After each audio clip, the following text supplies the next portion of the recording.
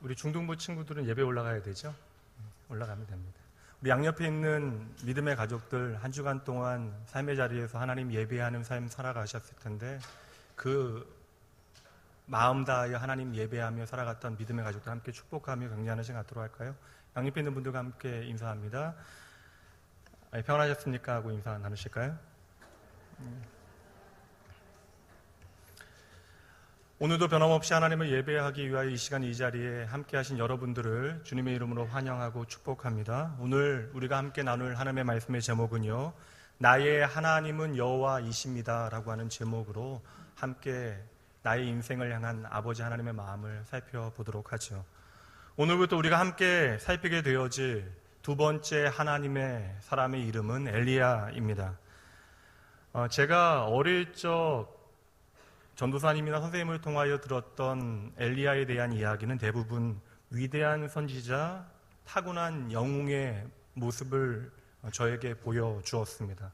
그러다 제가 스스로 성경을 읽기 시작하면서 모든 구약의 선지자의 대표의 역할을 했고, 심지어 예수님과 함께 변화산에 서 있었던 영광스러운 모습으로 당당히 서 있었던 엘리야가 말씀 가운데 보니까 두려워 떨면서 모든 기력을 잃게 되어지고 쓸모없는 노뎀나무 앞에 쓰러져서는 하나님을 향하여 제발 나 좀 죽여달라고 소리치던 그 모습을 보게 되어졌을 때 저에게는 꽤나 충격이 되어졌습니다.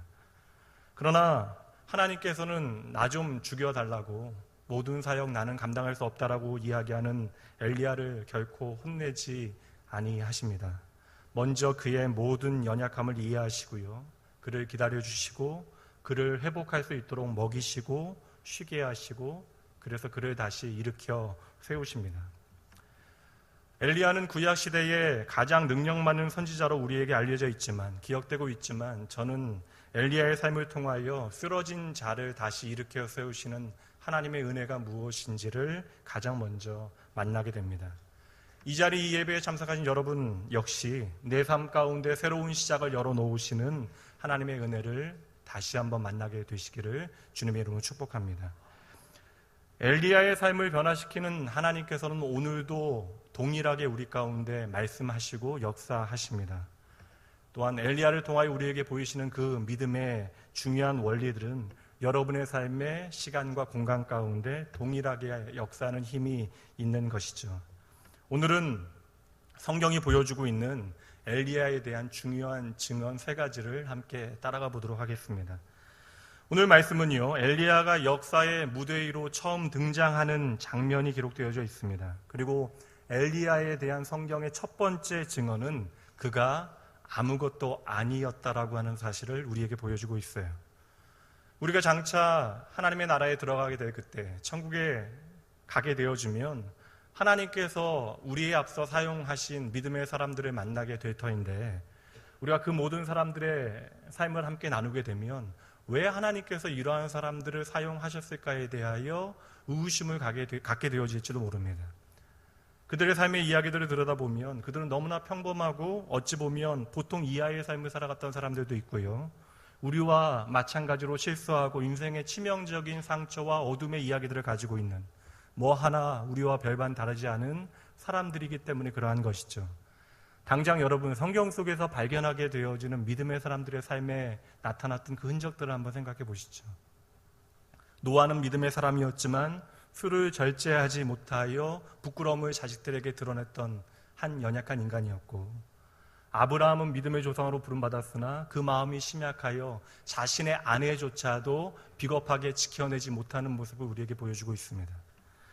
야곱은 거짓말장이에 심지어 자신의 가족을 속이는 일을 서슴지 않고 행하였고요, 요셉은 어릴 적에 가족으로부터, 형제로부터 배신당하는 상처를 경험하였던 사람입니다. 모세는 자존감의 깊은 상처를 입어서 실어증에 걸리기도 했고요, 삼손은 힘은 셌으나 바람둥이였습니다. 라합은 왕의 가문에 전혀 어울리지 않았던 기생이라고 하는 신분을 가지고 있었고, 다윗은 최고 권력자의 자리에서 그 권력으로 한 가정을 파탄에 이르게 하는 밤의 사연을 가진 사람입니다. 심지어 구약의 선지자 가운데 요나라고 하는 사람은 하나님의 부르심 앞에서 그 음성을 3번이나 거역하고 하나님을 피해 도망하고 있는 모습을 우리에게 보여주고 있습니다. 그리고 오늘부터 5주 동안 살펴보게 되어질 엘리야라고 하는 사람은요, 심한 우울증에 걸려 자살까지 꿈꾸었던 사람이었습니다. 이렇게 생각해 보니까요, 하나님께는 오늘 나의 문제가, 더불어 내가 가지고 있는 것들, 나의 능력이 크게 중요하지 않은가 봅니다. 그러나 그럼에도 불구하고 이 모든 하나님의 사람들에게서 발견하게 되어지는 공통점이 하나 있습니다. 그것은 바로 마음인데요. 그들은 다른 삶의 자리에서 연약함을 가지고 있었지만 동일하게 하나님을 향한 마음이 있었습니다. 우리는 그 마음을 보통 믿음이라고 이야기합니다. 믿음이라고 하는 것은 여러분, 우리가 어떠한 일을 해내는 능력이나 결과가 아니라 하나님을 향한 태도가 바로 믿음입니다. 믿음이라고 하는 것은 바로 우리의 인생에 하나님만이 유일한 답이라고 하는 사실을 알고 우리의 삶을 통하여 그것을 고백해내는 것이죠. 그러니 여러분, 내가 오늘 가진 것이 조금 부족하거나 그다지 능력이 없는 것은 하나님께 전혀 문제가 되지 않는다라는 사실을 먼저 기억하셔야 합니다. 우리가 가진 것은 전혀 문제되지 않지만 그러나 하나님을 향한 믿음이 없으면 안 되는 것이에요. 그 누구보다도 엘리야가 그 증인입니다.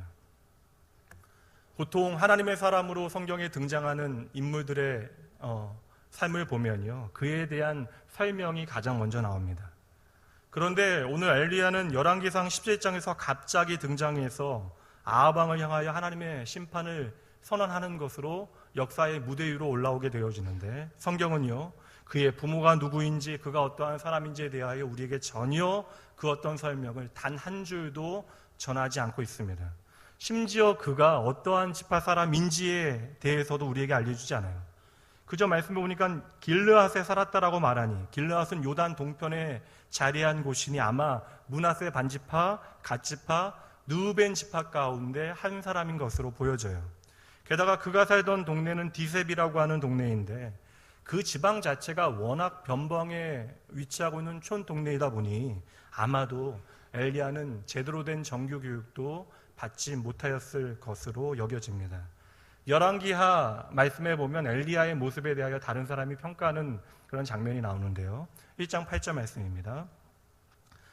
그들이 그에게 대답하되 그는 털이 많은 사람인데 허리에 가죽띠를 띠었더이다 하니 왕이 이르되 그는 디셉 사람 엘리야로다. 말씀에 기록된 엘리야의 모습을 보니까요, 광야를 떠돌아다니던 거친 유목민의 전형적인 모양과 별반 다르지 않다라는 것을 확인하게 되어집니다.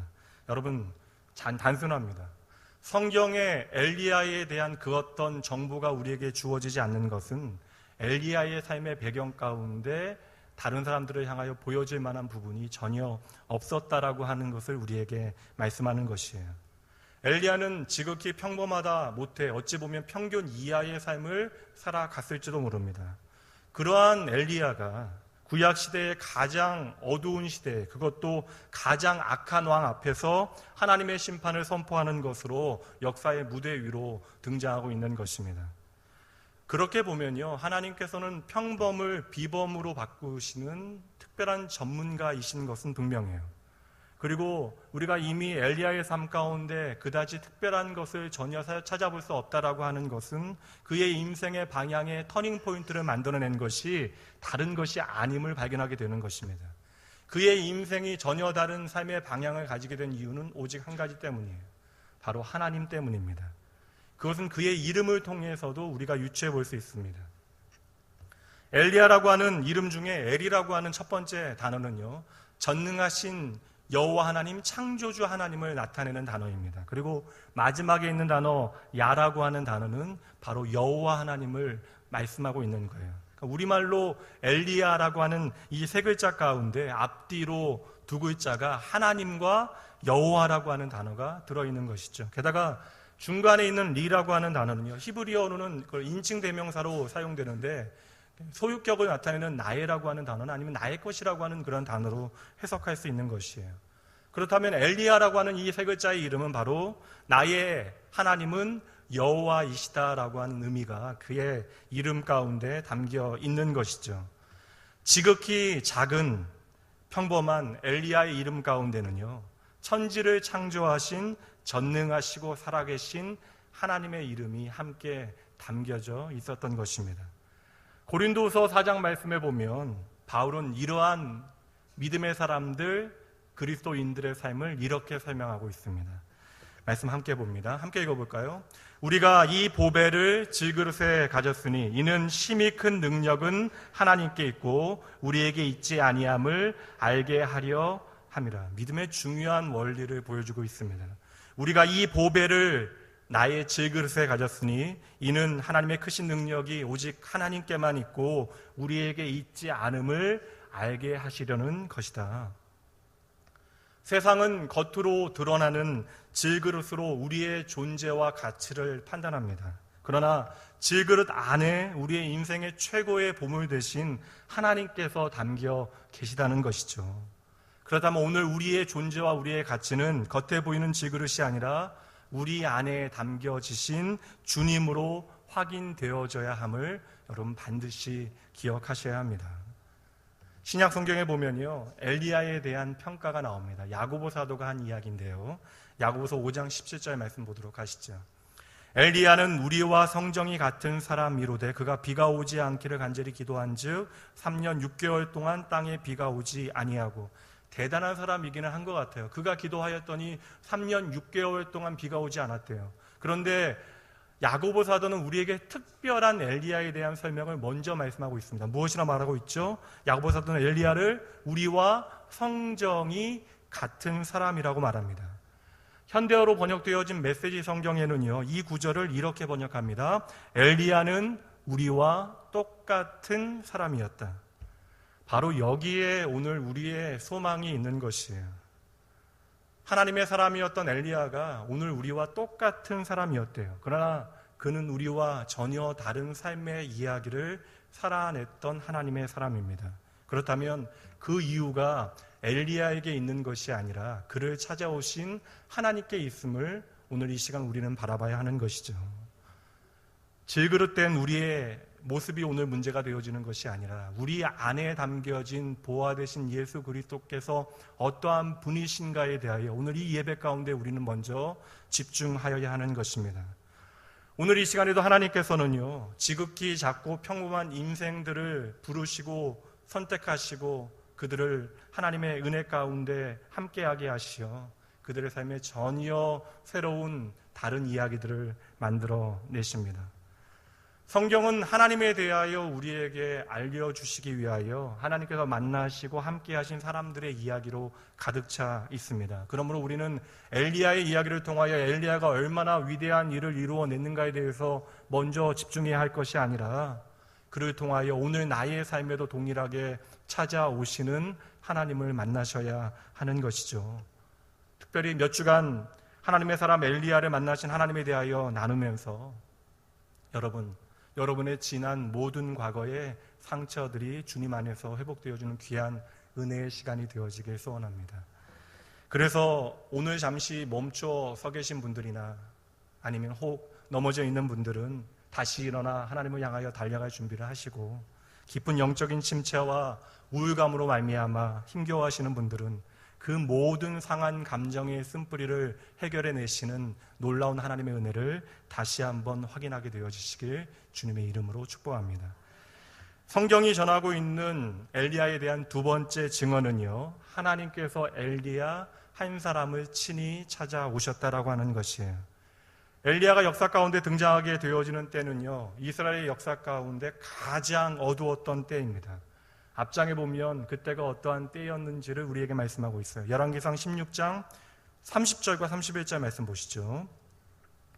오므리의 아들 아합이 그의 이전의 모든 사람보다 여호와 보시기에 악을 더욱 행하여 느밧의 아들 여로보암의 죄를 따라 행하는 것을 오히려 가볍게 여기고 시돈 사람의 왕 엣바알의 딸 이세벨을 아내로 삼고 가서 바알을 섬겨 예배하였다.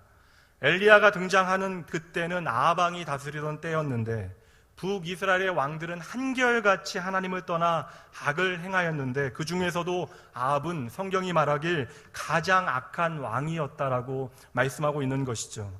그러면서 아합이 악한 왕이었는데 그가 여로보암의 죄를 따라 행하되 그보다 더 죄를 행하였다라고 말씀하고 있습니다. 이 여로보암은 통일왕국이 분열되어진 다음에 북이스라엘을 처음 다스렸던 왕이었는데요. 그는 자신의 권력을 유지하고 지키기 위하여 이스라엘 백성들이 남유다의 예루살렘에 가서 예배하는 것을 막기 위하여 금송아지로 우상을 만들어 두 군데에 그것을 설치해 놓고 백성들로 하여금 우상을 섬기는 것이 하나님을 예배하는 것이라고 속였던 왕입니다. 자신의 권력을 유지하기 위하여 하나님을 향한 가짜 예배를 만들어냈던 왕이 바로 여로보암이었던 것이죠. 예배를 예배답게 하여야 하는 이스라엘의 왕이 자신의 유익을 위하여 예배를 진짜와 비슷한 가짜로 만들어냈던 것입니다. 이때로부터 이스라엘 백성들은 하나님을 예배하는 것으로부터 멀어지게 되어집니다. 그리고 그를 통하여 그들의 삶에 예배뿐만 아니라 말씀도 사라지고 하나님을 경외하는 마음도 사라지게 되어졌던 것이죠. 그런데 오늘 아합은요, 여로보암보다도 더 악을 행하고 있다라고 말합니다.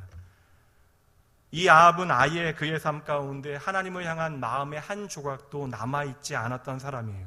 당연히 북이스라엘은 우상으로 가득 차게 되어지고 하나님을 향한 예배는 그 땅에서 완전히 사라지게 되어집니다. 여러분, 하나님께서 가장 귀하게 여기시는 일은 하나님을 참으로 예배하는 일입니다. 하나님께서는 예배를 통하여 하나님의 백성을 만나시기 때문에 그러한 것이죠. 느헤미야를 통하여 우리가 함께 살펴봤지만 하나님의 백성들의 삶의 회복은 바로 예배를 통하여 시작되어지는 것이에요.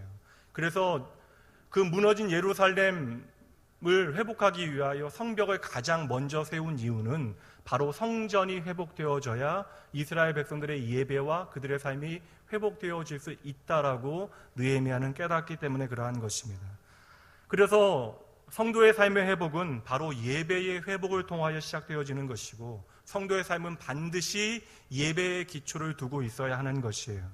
우리가 온전히 하나님을 예배하게 되어질 때 우리의 삶의 질서가 바로 잡히게 되어지는 것이죠.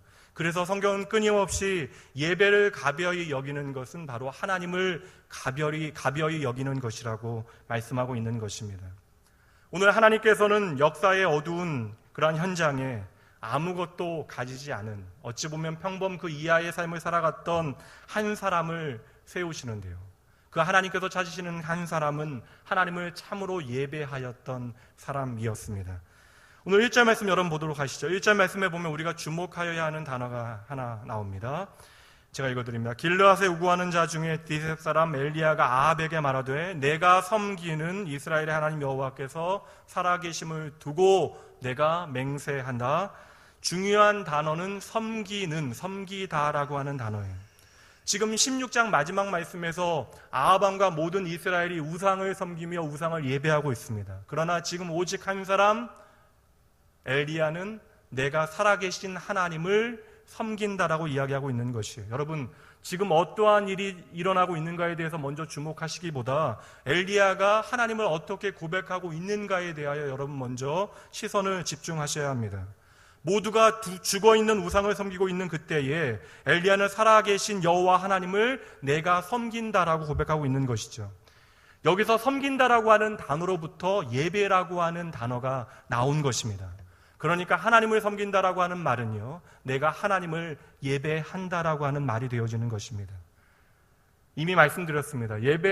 오늘 예배자로 하나님의 택함을 받게 되어진 엘리야는 사실 세상적으로 생각해 보면 잘 준비된 사람이 아니에요. 그저 들판에 살아가며 살아계신 여호와 하나님을 깊이 만나고 하나님을 참으로 예배하는 한 사람이었습니다.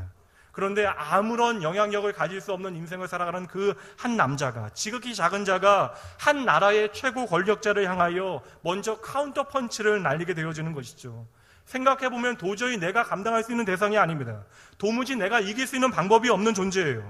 그는 선지자를 우습게 알고 무자비하게 죽이는 일을 계속하고 있는 사람입니다. 이 또한 어찌 생각하면 느헤미야와 마찬가지로 계란으로 바위를 쳐야 하는 그러한 상황과 마찬가지예요. 그럼에도 모든 의로운 자들이 죽어가는 그러한 현실 가운데 골리앗과 같은 아합 왕에게 카운터 펀치를 날리는 엘리야의 용기는 참으로 멋지고 가상한 일입니다. 엘리야도 하나님의 말씀을 듣고 아합 왕 앞으로 나아가 하나님의 말씀을 선포하였지만 그 역시 두렵습니다. 그러나 믿음의 사람은요, 그 뒷일은 오직 하나님 앞에 맡겨드리고 먼저 옳지 못한 일을 향하여 작은 주먹이라도 휘둘러야 할 때가 이처럼 있는 것입니다. 그렇다면 여러분, 엘리야의 이러한 용기는 어디서부터 출발하고 있는 것일까요? 이 믿음의 용기는 엘리야 안에서부터 출발하는 것이 아닙니다. 그의 의지와 그의 어떠한 선한 의도를 통하여 출발하고 있는 것이 아닌 것이죠. 1절 말씀처럼 이 믿음의 모든 용기는요, 하나님을 향한 참된 지식으로부터 출발하고 있는 것이에요. 엘리야가 자신의 처지를 고려하지 아니하고 그가 일어나 분연히 하나님의 거룩하신 뜻을 전할 수 있었던 까닭도 하나님을 향한 그의 신앙 고백 때문이었던 것이에요. 오늘 엘리야는 자신이 예배하고 있는 하나님께서 살아계신 여호와 하나님이심을 먼저 고백하고 있습니다. 그 당시에 모든 사람들은 바알과 아세라를 예배했어요. 자신의 삶을 풍요롭게 할 수 있는 신이 바로 바알과 아세라라고 끊임없이 속임을 당해왔기 때문에 그러한 것이죠. 이제 그들의 삶에 하나님은 더 이상 중요하지 않습니다. 하늘에서 비를 내려 나의 삶을 풍족하게 할 수 있는 신은 오직 바알과 아세라라고 그들이 생각했기 때문에 그러한 것이에요. 그러나 하나님께서는 이토록 어두운 시절 가운데 살아계신 하나님 한 분만을 바라보며 예배하는 한 사람을 기억하시고 찾아가십니다. 그는 자랑할 만한 그 어떤 배경과 환경을 가지고 있지 않아요. 내 손에 들려있는 그 어떤 흡족할 만한 그런 결과를 가지고 있지 못한 사람입니다. 그러나 그는 오늘도 변함없이 살아계신 여호와 하나님을 예배하는 사람이었다라는 것이죠. 여러분 잘 보셔야 돼요. 하나님께서는 이 땅의 권세자들, 절대적인 권력을 휘두르고 있는 아합과 이세벨을 심판하기 위하여 힘 있는 군대를 동원하지 않으십니다. 세상에서 가장 똑똑하고 잘난 사람들을 부르시어 그들을 설득하려 하지 않으셨다라는 것이죠. 무명의 한 사람을 부르시고 찾으시고 그에게 말씀을 주시고 그를 왕에게 보내십니다. 그의 이름이 바로 엘리야고요. 그 사람은 하나님을 참으로 예배하였던 사람이었다라는 것이에요. 자신의 작은 삶에 오직 하나님을 담아내고 살았던 사람입니다. 이처럼 엘리야를 찾아내셨던 하나님께서는 오늘도 동일하게 하나님을 참으로 예배하는 사람을 찾고 계십니다. 하나님을 참으로 예배하는 사람은 나의 삶에 의지할 분이 여호와 하나님밖에 없다라는 사실을 정확하게 아는 사람인 것이죠. 이 하나님의 마음을 읽을 수 있는 말씀 한 구절 보도록 합니다. 역대하 말씀입니다. 앞부분만 함께 있습니다. 여호와의 눈은 온 땅을 두루 감찰하사 전심으로 자기에게 향하는 자들을 위하여 능력을 베푸시나니. 아멘. 여러분 보세요. 하나님의 시선, 하나님의 관심은 그 마음을 다하여 온 정성을 다하여 하나님께 그 시선을 집중하는 자, 하나님을 바라보는 자에게 하늘의 능력이 함께 한다라고 약속하고 있습니다. 그러니 여러분 기억하셔야 하는 것이죠. 혹시 여러분의 오늘의 형편 때문에 하나님께서 과연 나를 기억하실까? 하나님께서 과연 나 같은 사람을 사용하실까라고 하는 생각이 여러분 마음 안에 있다면 여러분 이것은 무서운 오해이며 착각이에요. 이것은 하나님께서 우리에게 허락하시는 생각이 아니라 사단의 교묘한 속임수입니다. 그러니 오늘 엘리야를 통하여 여러분 제대로 보셔야 돼요. 하나님의 관심은 언제나 사람에게 있습니다. 그리고 하나님을 참으로 의지하고 전적으로 바라보는 예배하는 한 사람을 오늘도 찾고 계신 것이죠. 성도 여러분, 그러니 저와 여러분은 아직 늦지 않았습니다. 하나님은 지금도 여러분 안에 있는 무한한 가능성을 보고 계십니다. 질그릇과 같은 엘리야의 삶에 담겨졌던 그 특별함은 무엇이에요? 세상 사람들이 보는 특별함과 하나님이 바라보시는 특별함은 전혀 다른 것입니다. 그 특별함은 다른 것이 아니에요. 바로 하나님을 향한 마음, 살아계신 하나님을 예배하고자 하는 열망이었던 것이죠. 이후로 하나님의 손에 잡히게 되어지는 엘리야의 이야기는 참으로 놀랍습니다. 다음 주부터 그 말씀 살펴보도록 할게요. 한번 이 시간 여러분의 삶을 잠시라도 한번 돌이켜 생각해 보십시오. 여러분이 예수님을 만나기 전과 이후의 삶의 변화의 이야기를 한번 생각해 보세요. 여러분, 예수를 믿는다라고 하는 것은요, 내가 예수 그리스도를 생명으로 만난 다음에 내 삶이 변화되어졌다라고 하는 것을 의미하는 것이에요. 우리가 예수를 믿는다라고 하는 것은 이제 나의 삶이 나 혼자 기록해 나가는 삶이 아니라 하나님께서 나의 삶의 이야기를 기록하고 계신다라고 하는 사실을 믿는 것입니다. 그러니 내 삶에는 전혀 다른 변화의 이야기가 담겨질 수밖에 없는 것이죠. 여러분, 그렇다면 오늘 여러분이 바라보는 여러분의 소망은 무엇입니까? 여러분의 기대는 무엇이에요? 오늘의 여러분의 형편 돌아보면 많이 힘드실 수 있습니다. 맞습니다. 우리의 현실은 언제나 버겁게 우리에게 다가오는 것이에요. 그러나 여러분, 우리가 주 안에서 어렵다고만 말씀하시면 안 되는 거예요. 하나님은 이미 다 알고 계신데요. 여러분이 아시는 것보다 여러분을 더 잘 아신다라고 말씀하십니다. 오늘 엘리야가 살던 시대도 너무나 어려웠어요. 하나님을 예배하는 모든 사람들은 핍박받았고요. 악한 자들이 세상 가운데 잘 되었습니다. 득세하였어요. 바알과 아세라를 섬기는 사람들은 떵떵거리며 이 세상을 즐겁게 살아가고 있습니다. 그러나 여러분, 중요한 것은 하나님의 시선에 그들의 삶은 담겨지지 않는다라는 것이에요. 하나님의 시선은 아무도 주목하지 않았던 한 사람, 하나님을 참으로 예배하고 있었던 엘리야를 향하고 있었던 것이에요. 그리고 하나님께서는 그 한 사람을 찾아가시어 하나님의 사람으로 불러내십니다. 여러분, 이 엘리야의 하나님은 오늘도 동일하게 저와 여러분을 찾고 계십니다. 그리고 이 살아계신 하나님은 저와 여러분의 삶 가운데 오늘도 놀라운 일을 행하고 계신 것이죠. 그렇다면 여러분, 하나님께서 엘리야의 이야기를 통하여 우리에게 전하시고자 하는 마음이 있을 거예요. 그것은 단순하고 분명합니다. 이것이 마지막 원리예요. 제대로 보라는 것입니다. 엘리야의 하나님이 바로 너의 하나님이라는 사실을 우리에게 알려주시는 것입니다. 이 시간 함께 고백해 봅니다. 엘리야의 하나님은 나의 하나님입니다.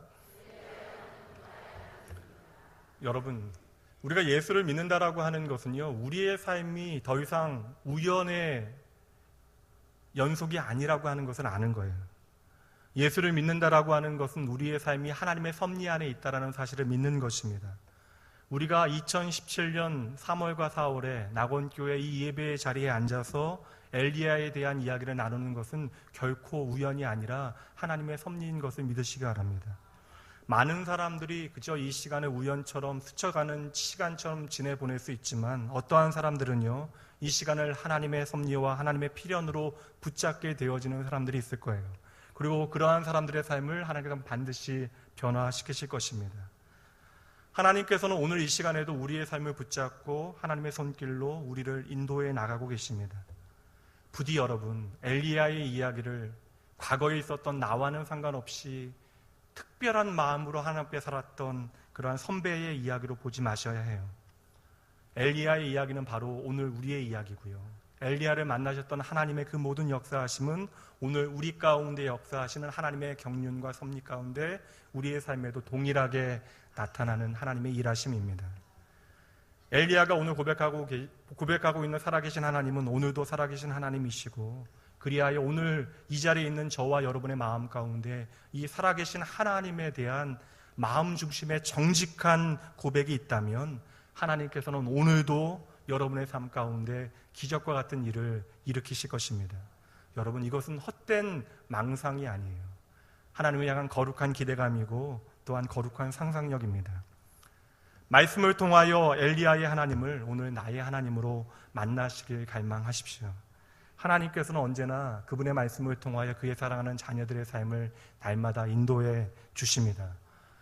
오늘도 하나님께서는 엘리야를 그의 말씀을 통하여 친히 그의 삶을 차근차근 인도해 가시는데요, 그 말씀이 2절부터 4절까지 말씀이에요. 제가 다시 읽어드립니다. 하나님의 여호와의 말씀이 엘리야에게 임하여 이르시되 너는 여기서 떠나 동쪽으로 가서 요단 앞 그리 시냇가에 숨고 그 시냇물을 마시라. 내가 까마귀들에게 명령하여 거기서 너를 먹게 하리라. 여러분, 말씀이 없이 우리의 삶을 살아가면 우리가 할 수 있는 선택은 뻔해요. 우리의 경험과 세상의 지혜와 상식과 이성이 보여주는 그 결과들을 따라서 살아가게 되어질 것입니다. 그리고 그 자리에는 하나님의 섭리의 흔적들을 우리는 발견하지 못하게 되어지는 것이죠. 그러나 말씀을 듣게 되어질 때 우리는 뜻밖의 장소에서 하나님의 놀라운 은혜를 만나게 되어지는 것입니다. 오늘 엘리야가 하나님의 말씀을 선포하는 장소는요, 왕궁이에요. 왕이 거하는 자리입니다. 영광의 자리죠. 드디어 엘리야의 이름이 세상 가운데 빛나게 되어집니다. 그런데 바로 그 다음, 그 즉시로 엘리야는 도망해야만 합니다. 하나님의 말씀이 엘리야에게 저 멀리 그리시나가에 가서 숨으라고 말씀하고 있는 것이에요. 그리고 그곳에서 까마귀를 통하여 먹이시겠대요.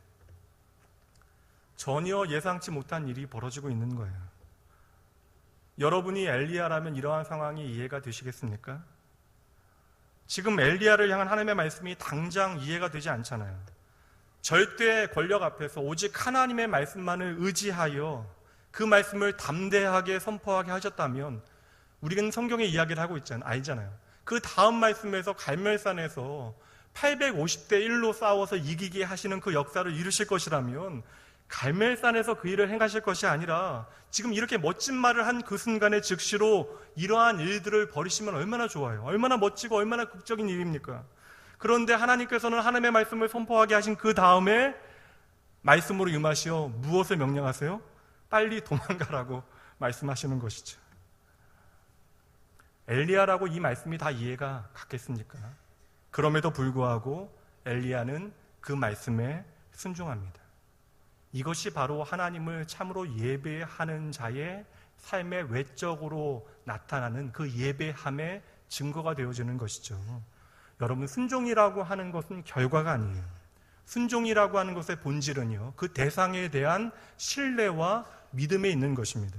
그래서 우리가 하나님의 말씀에 순종한다라고 하는 것은요, 내가 얼마나 하나님을 신뢰하고 있는가를 증명하고 있는 것이죠. 그러기에 하나님께서는 그의 말씀에 순종하는 자에게 언제나 반드시 은혜를 주십니다. 여기서 중요한 것은요, 여러분, 그리시네가라고 하는 장소나 까마귀라고 하는 방법이 아니에요. 그것은 시대마다 사람마다 상황마다 장소마다 다를 수 있습니다. 여기서 우리가 발견해야 하는 것은 붙잡아야 하는 중요한 원칙은요, 바로 말씀에 대한 순종입니다. 엘리야가 왜 도대체 하나님 그리시네가에 숨어야 합니까? 라고 하나님께 항변했다면, 아니면 아합을 피해서 숨을 수 있는 좋은 장소가 길르앗에 더 많이 있다라고 하나님 앞에 주장했다면, 엘리야는 자신을 특별하게 돌보시는 살아계신 하나님을 경험하지 못하였을 것이에요. 하나님의 목적은 그저 엘리야를 살려놓으시는 데 목적이 있는 것이 아니라 하나님의 마음이 무엇인지를 깨닫게 하시는 것이 더 중요한 목적이었다라는 거예요. 분명 내 눈에 보기에요, 그리시네가는 그렇게 좋은 장소가 아닙니다. 다시 혼자가 되어져야 돼요. 자신을 도울 수 있는 누구도 없는 장소가 바로 그리시네가입니다. 게다가 여러분, 까마귀가 웬 말입니까? 우리나라뿐만 아니라 이스라엘에서도 까마귀는 죽은 고기를 주로 먹는 거룩하지 못한 새예요. 흉조입니다. 그런데 하나님께서는 그러한 까마귀를 통하여 엘리야를 먹이시겠대요. 그리시네가에 있는 엘리야를 통하여 여러분 보셔야 돼요. 오늘 우리에게 중요한 것은 환경이나 조건이나 아니면 사람이 아닙니다. 하나님의 사람은요, 하나님께서 인도하시는 곳이 가장 안전하다라고 하는 사실을 믿어야 하는 것입니다. 성도 여러분, 믿음이라고 하는 것은요, 추상적인 개념이 아니에요. 믿음이라고 하는 것은 오늘 나를 먹이시는 분이 바로 여호와 하나님이심을 믿는 것입니다. 오늘 하루도 나의 능력으로 사는 것이 아니라 하나님의 은혜로 사는 것임을 배우는 것이 믿음인 것이죠. 그래서 하나님께서는 때로는 우리가 전혀 생각하지 못했던 뜻밖의 장소, 이스라엘 백성들에게는 애굽을 나온 다음에 가나안으로 바로 인도하시는 것이 아니라 물이 없고 간조하고 모든 것이 결핍되어져 있는 광야로 인도하시기도 하고요. 오늘 엘리야를 그 어떤 의지할 바 없는 그리시네가로 보내시기도 하시는 것입니다. 이때 우리에게 필요한 것은 하나님을 향한 신뢰예요. 하나님께서 부르시는 한 사람을 하나님의 사람답게 만들어내시기 위하여 때로는 그를 뜻밖의 장소로 보내시어 그곳에서 전적으로 하나님만을 바라보게 하십니다. 하나님의 특별한 은혜를 경험하게 하시고 그를 통하여 하나님만을 의지하게 하시는 것이죠. 왜 그래요? 하나님의 사람은 오직 하나님의 은혜로만 살아가야 하기 때문에 그러한 것입니다. 성도 여러분, 그렇다면 오늘도 우리가 하나님의 사람으로 부름받아 오늘 나를 인도하시는 하나님의 방법이 무엇인지를 선명하게 바라보셔야 돼요. 하나님께서는 우리의 매일매일의 삶 가운데 하루하루 시마다 때마다 하나님의 말씀을 통하여 저와 여러분을 인도하십니다. 시편 119편 106절 말씀 함께 보시죠. 함께 읽습니다. 주의 말씀은 내 발의 등이요 내 길의 빛이니이다. 아멘. 너무나 뻔한 말씀처럼 보이지만 주의 말씀이 내 발의 등이 된다라고 하는 말씀이 특별함으로 다가오셔야 돼요. 하나님의 말씀은 내 발 앞을 비치는 등처럼 우리의 하루하루의 삶을 한 걸음 한 걸음을 인도하신다라는 것이에요. 여러분, 발의 등이라고 하는 것은요, 멀리 있는 곳을 비치기 위하여 존재하는 것이 아닙니다. 내 발등을 비치기 위하여 존재하는 것이죠. 하나님께서는 우리의 삶을 인도하실 때 우리의 발걸음 한 걸음 한 걸음을 인도하신다라는 것이에요.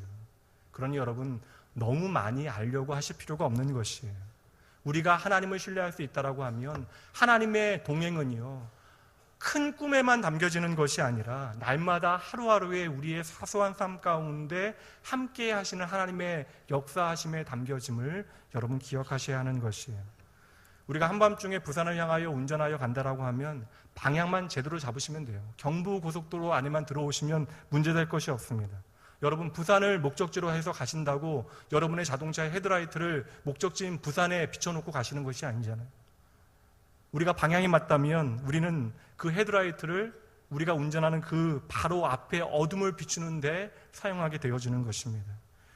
바로 앞을 잘 비추며 우리가 가다 보면 어느새 우리는 목적지인 부산에 도착해 있을 거예요. 그러니 여러분, 너무 성급하게 생각하지 마세요. 성경에 등장하는 모든 믿음의 사람들은 기다림의 시간들이 있었습니다. 그 기다림의 시간들은 하나님의 사람들에게는 멈추어 있는 시간이 아니라 하나님의 뜻이 자라나고 무르익는 시간이 되어졌던 것이죠. 그러니 여러분, 기다림의 시간을 너무나 힘겹게 여기지 마십시오. 도리어 살아계신 하나님께서 나의 삶에 함께 하시는 증거들을 확인하시고 발견하는 시간으로 삼으셔야 합니다. 여러분, 우리의 기다림은요, 나의 의지나 나의 노력에 달려있는 것이 아니에요. 하나님을 얼마나 신뢰하는가에 우리의 기다림은 달려있는 것입니다. 오늘 말씀해 보니까 하나님께서는 그리시네가의 엘리야에게 까마귀를 통하여 그것도 하루에 2번 아침과 저녁으로 일용할 양식을 먹이셨습니다. 기왕 주시는 거 좀 큰 까마귀, 독수리 준비하시면 독수리를 펠리컨을 준비하셔서 좀 며칠 먹을 거 주시면 얼마나 마음 편해요. 좀 쌓아놓고 그 어려운 시간들을 이겨내게 하시면 얼마나 좋았겠어요. 그런데 하나님께서는 하루에 2번 그에게 필요한 일용한 양식을 먹이셨다라는 것이죠. 그렇다면 여러분, 하나님의 인도하시는 방법을 배우셔야 돼요. 하나님께서는요, 우리와 함께 하기를 원하시는 거예요. 그리고 내가 너와 함께 한다라고 하는 사실을 우리가 깨달아 알기를 원하시는 것입니다. 그래서 하나님께서는 하루하루 시마다 때마다 일마다 우리의 삶에 함께 하심을 드러내 보이시는 것이죠. 그러니 여러분, 조급해 하실 필요가 없는 거예요. 하나님은 결코 우리를 떠나지 아니하십니다. 2차 세계대전이 연합군의 승리로 마무리되어지고 그 전쟁의 모든 상처들을 마무리하는 일들을 감당하게 되어집니다. 연합군이 유럽에서 전쟁 고아들을 위하여 아이들을 돌볼 수 있는 시설을 만들고 그 아이들을 돌보게 되어져요. 근데 아이들을 돌보던 중에 이상한 일 하나를 확인하게 되어집니다. 잘 먹이고 잘 돌봄에도 불구하고 아이들이 밤에 전혀 잠을 자지 못한다는 것이에요. 그 장교들은 아이들을 돌보는 장교들은 아이들이 왜 밤에 잠을 자지 못하는가에 대하여 알기 위하여 아동 심리학자들을 불러서 그 문제를 의뢰하게 되어집니다. 심리학자들은 며칠 동안 아이들의 행동 패턴을 살피고 관찰하다가 한 가지 방법을 제안하게 됩니다. 매일 밤 아이들이 잠자리에 들려고 할 때 침대 사이를 익숙한 장교가 다니면서 아이들의 손에 빵 한 덩이씩을 이렇게 쥐어주라는 거예요. 그랬더니 놀랍게도 아이들이 며칠 안에 깊은 잠을 자게 되어졌습니다. 그 전쟁을 통하여 부모를 잃은 전쟁 고아들은 낮 시간에 이제 충분히 먹을 것이 그들에게 주어짐에도 불구하고 내일 나의 삶에 어떠한 일이 벌어질지 몰라 오늘 가진 것을 충분히 즐거워하지 못하고 있는 거예요. 불안해하고 있는 것이죠. 그래서 그들의 손에 작은 빵 하나가 들려지게 되어진 것으로 인하여 적어도 내가 내일 아침 식사는 먹을 수 있다라고 하는 사실을 깨닫고 그것에 안심을 하고 잠자리에 들게 되어졌다라는 것이에요. 우리가 이러한 마음으로 하루하루를 걱정하며 살아갑니다. 그러나 여러분, 염려하실 필요 없어요. 저와 여러분의 하늘 아버지께서는 우리의 손에 빵 한 덩이를 들려주시는 것이 아니라 매일 저와 여러분을 위하여 주의 식탁에서 풍성한 은혜를 우리에게 내려주십니다. 그래서 그 살아계신 하나님을 날마다 경험하는 사람은요, 하나님을 신뢰하며 기다릴 수 있는 것이에요. 기다림의 시간이 쉽다라고 말씀드리는 것이 아니에요. 참으로 버겁고 힘겨운 시간이 있습니다. 그러나 여러분, 이 시간이 없으면 우리는 하나님의 사람으로 자라날 수 없는 것이죠. 이 다음 말씀에 보면요, 19장 말씀에 보면 엘리야가 스스로 이야기하기에 내가 하나님을 향하여 열심과 열정이 가득한 사람이라고 말합니다. 그래서 하나님께서는 알려주셔야 하는 것이에요. 네가 너의 열정으로 살아가는 것이 아니라 하나님의 열심으로 살아가는 인생이라는 사실을 알려주기 원하셨던 것이죠. 그러므로 여러분의 삶의 모든 기다림의 시간은 자원과 시간의 낭비가 결코 아닙니다. 그 모든 기다림의 시간을 통하여 여러분의 시선을 하나님 앞에 조금씩 옮겨놓게 되어진다면 여러분 안에 심겨진 믿음의 씨앗은 반드시 자라나게 되어지는 것이에요. 어머니의 태에 잉태된 아기는요, 세상에 나오기까지 반드시 기다려야 합니다. 여러분, 우리는 이미 알고 있잖아요. 그 기다림의 시간은요, 생명이 자라는 시간입니다. 이 기다림의 시간은 하나님의 창조의 법칙이기도 하지만 더불어 하나님의 백성들을 성장시키는 믿음의 원리이기도 한 것이에요. 말씀 한 구절 보도록 합니다. 이사야 30장 18절 말씀입니다. 함께 읽을까요?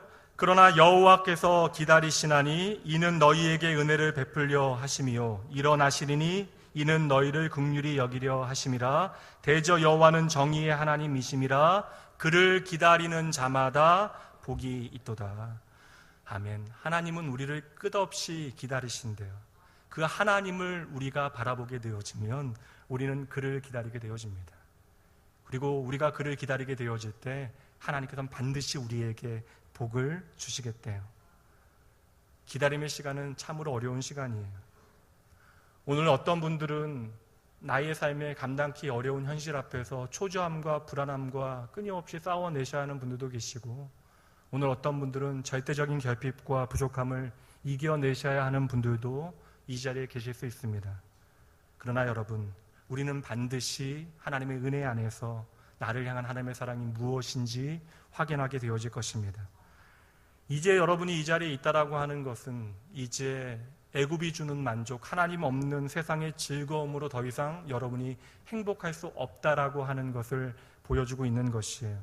그렇다면 오늘 우리가 비록 광야에 있을지라도 우리는 그곳에서 나를 만나와 메추라기로 먹이시는 하나님을 반드시 만나게 되어지는 것이죠. 그러므로 우리는 하나님 없는 애굽보다 하나님께서 나와 함께 하시는 광야를 더 즐거워하는 사람인 것입니다. 여러분, 하나님의 기적이 베풀어졌던 장소들 한번 생각해 보세요. 가나의 혼인잔치의 기적은요, 포도주가 떨어졌을 때 일어납니다. 오병이어의 기적은요, 어린아이의 도시락 하나밖에는 그 어떤 것도 찾을 수 없는 절대적인 결핍 가운데 나타나게 되어졌던 것이죠. 그러므로 여러분, 내 삶의 환경과 그 어떤 조건이 문제가 되어지는 것이 아니에요. 그 모든 환경의 어려움을 반드시 하나님께서는 능히 이겨낼 수 있도록 우리의 삶을 인도하심을 믿으셔야 하는 것입니다. 살아계신 하나님 앞에 문제가 되어지는 것은 없는 거예요. 마지막으로 말씀 한 구절을 우리의 믿음의 고백으로 함께 읽으며 고백해보죠. 예레미야 에가서 말씀입니다. 함께 읽습니다. 기다리는 자들에게나 구하는 영혼에게는 여호와는 선하시도다. 사람이 여호와의 구원을 바라고 잠잠히 기다림이 좋도다. 아멘. 사랑하는 성도 여러분, 여러분의 삶 가운데 때로는 왕궁에 서서 모든 사람들의 박수와 주목을 받게 되어지는 때도 계실 거예요. 그리고 때로는 그리 시냇가에서 홀로 되어져야 하는 때도 여러분의 삶 가운데는 있을 수 있습니다. 그러나 여러분, 그 모든 시간을 통하여 여러분 반드시 기억하셔야 돼요. 결코 잊지 마셔야 합니다. 하나님은 오늘도 살아계십니다. 그리고 살아계신 하나님께서는 오늘도 한 사람을 찾으시는데, 하나님께서 찾으시는 한 사람은 참으로 하나님을 예배하는 사람이에요. 그러므로 여러분, 예배하는 자리를 귀하게 여기셔야 합니다. 엘리의 삶 가운데 함께 하셨던 하나님께서는 오늘 우리의 삶 가운데도 함께 하십니다. 그러므로 하나님의 이야기는 오늘 우리의 삶 가운데서도 계속 되어지는 것이에요. 그러니 여러분, 믿음을 가지고 오늘 여러분의 삶을 그저 흘려 지나 보내지 마시고 여러분의 삶 가운데 담아 놓으시는 하나님의 은혜의 이야기를 기억하시고 그 은혜의 이야기를 기록해 놓으시죠.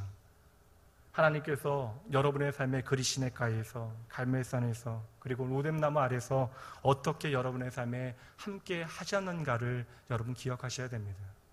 하나님의 은혜를 기억하는 것이 오늘과 내일을 살아가는 믿음의 능력이 되어지는 것이에요.